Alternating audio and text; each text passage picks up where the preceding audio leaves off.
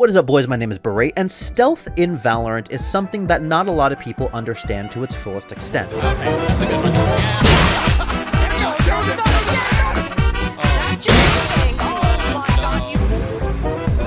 So in this video, I'm going to be going over the #1 tip to make you more stealthy in your games and to make sure that your opponents never know where you are or when you're coming to kill them. So what I'm going to be going over in this video is something that I have coined the secondary threat theory. And in a nutshell, the secondary threat theory is to make sure that you are never the primary threat of your opponents, you're always the second thing on their mind. Now, where does this theory come from? The first place where I heard this theory is actually from Team Fortress 2, specifically from Spy players. Now, for those of you who are not aware, the way the Spy works in Team Fortress 2 is he has a knife, and if he backstabs his opponent, they instantly die regardless of what health they are. This concept applies very easily over to Valorant when people are lurking.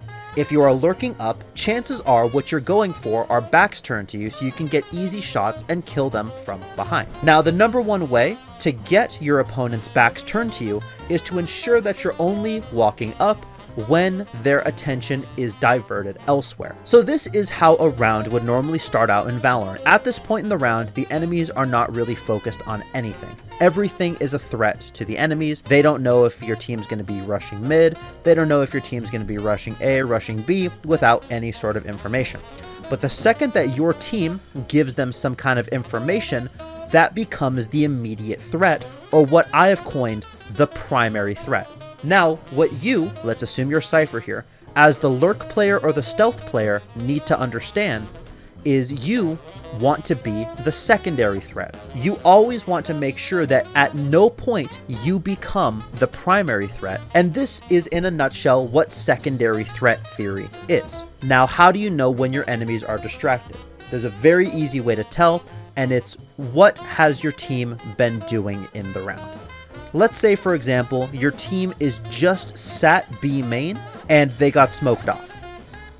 They've become the primary threat for about 5 seconds, and then once the smoke is up and the enemies haven't received any new information from your teammates, everything has become a threat and they've removed their primary threat role. Now let's say Breach throws a flash here and Chamber swings out and kills one. At this point, your team has now regained the status of being the primary threat. You only want to move and expose yourself to places where you can get shot from if you are the secondary threat. At no point do you want to become the primary threat by making it so that your team, isn't doing anything and you're pushing up when your team's not doing anything. And that right there is the crux of this theory. This is something that I genuinely have not seen any other Valorant coach talk about, and I've only seen this in the Team Fortress 2 space and some spaces for other games, so I'm going to illustrate it right now. The idea behind secondary threat here is I'm always going to make sure that the enemies are distracted with my teammates. So again, here I'm just lurking up and I'm making sure that I'm always the secondary threat. Now at this point, they know that they're A.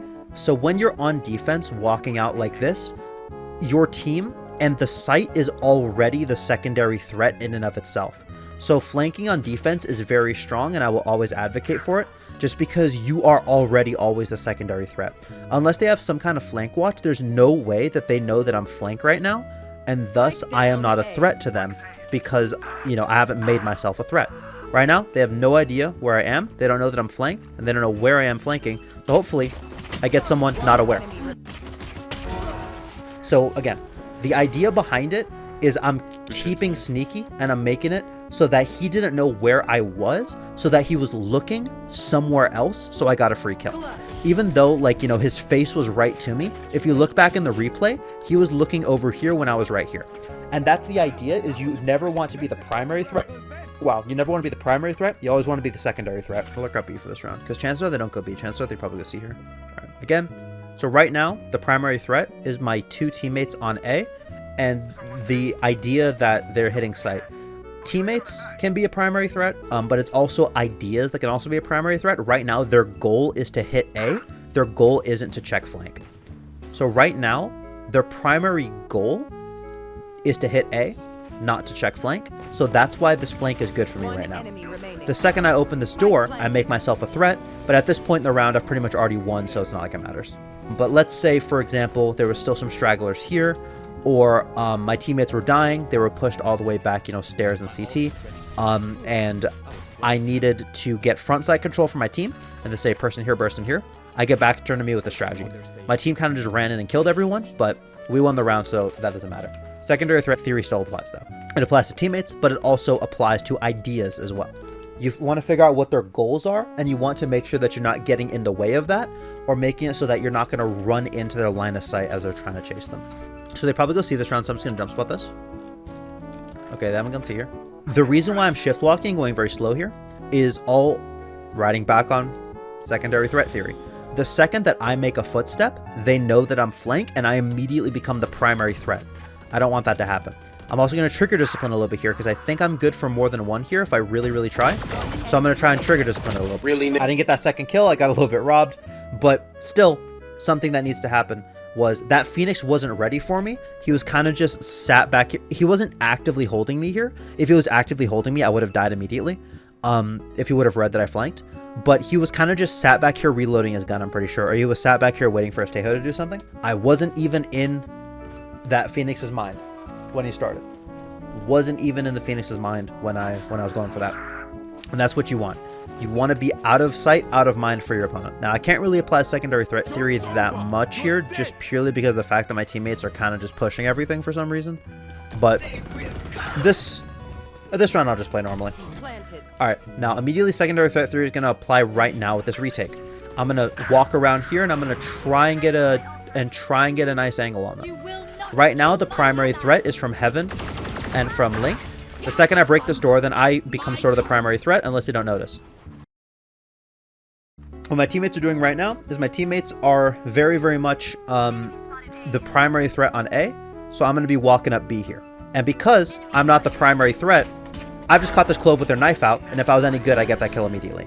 Now, obviously, because I do have carpal tunnel in my wrists, it wasn't really...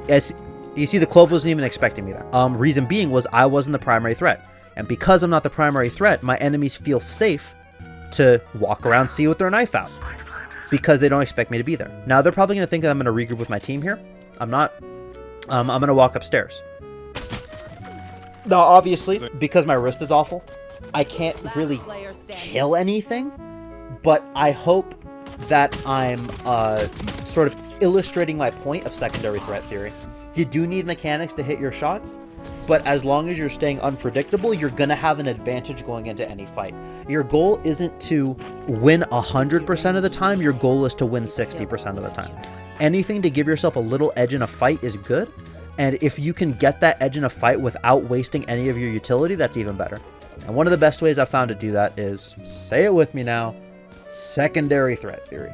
And yeah, that is secondary threat theory. It is something that is really, really important for you to understand, and it is something that will immediately help you if you implement it. So try it out in your ranked games today. Tell me how it goes in the comments below. Anyways, with all that being said, this has been Berate, and remember to brush your teeth today, because I know for a fact I haven't. Bye-bye!